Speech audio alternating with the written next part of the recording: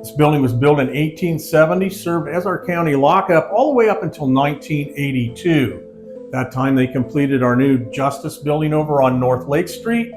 And at that point in time, this building was acquired by the Kosciusko County Historical Society, and we have operated it as our county museum ever since. This room right here was where the men prisoners would reside. It consists of 5 different cells. And over here, you can see the original cell, which what it would look like back in 1871 when this building was constructed. Each cell can contain 4 men at one time. Oh my gosh, this is so tiny. So is this one of the original mattresses? Yes, and if you look at the size, it's about, what would you say, about 5'9", 5'10" is the original height of like men back then. So. And I'm like 5'5". Exactly. So oh my gosh. The men today, I think it would be very uncomfortable for them too. Facilities you would have had here would have been a bucket. Eventually, when they had indoor plumbing, each cell had a toilet installed. Over here on the wall, you had 2 common sinks where you would be able to wash your face and hands or take a sponge bath. That was it. There were no shower facilities, no law library, no gymnasium, no air conditioning, and no cable TV. This was hardcore jail. As you travel around the cell block area, you'll find a number of boxes such as this one. What this was, if the jailer had to go in here and deal with the inmates, he could order everyone on this side of the block into their cell. He could have them close their doors. Those doors could then be locked and unlocked from outside before the jailer entered, thus minimizing the amount of actual face-to-face contact that the jailer was required to have with the inmate population. Also, all of the bars near the doors were double barred like this. They would simply rotate. So if someone got a hold of a hacksaw blade, tried to saw their way out of here, well, the bars would simply rotate. You couldn't get any traction to saw through the blades. If you look down this wall here, you will see a small slot in the wall. That was so that the jailers could slide the prisoners' meals in here. They could be fed. What you see is what you get. We have one bunk in here. It used to have a toilet and a sink in that corner. But yeah, you can tell we haven't touched it. Besides these windows right here, this was the original window. And then when the ventilation came through, we had to convert that window over there. Interestingly enough, you look around, there was never any provision for electricity in this cell. So the only light that ever entered this cell was the ambient light that came through those windows.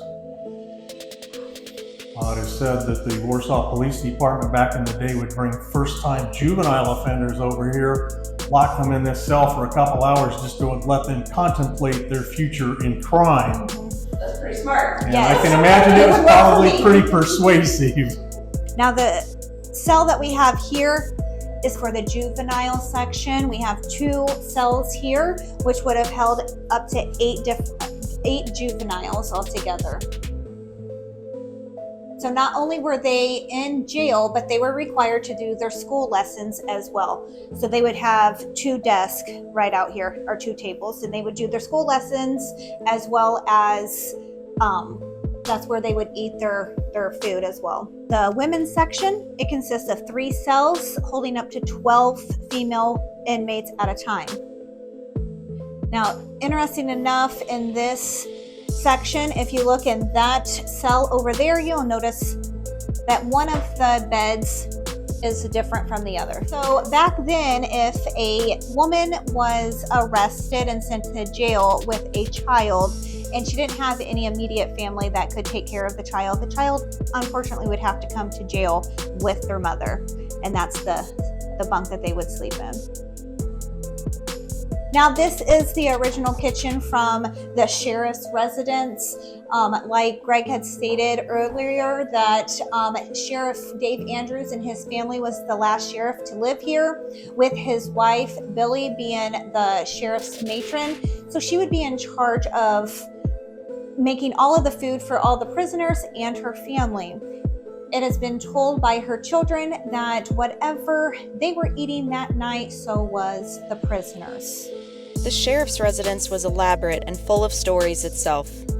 Have you ever heard the saying, sleep tight? Well, it comes from a bed like this. So if you notice, it is a rope string bed.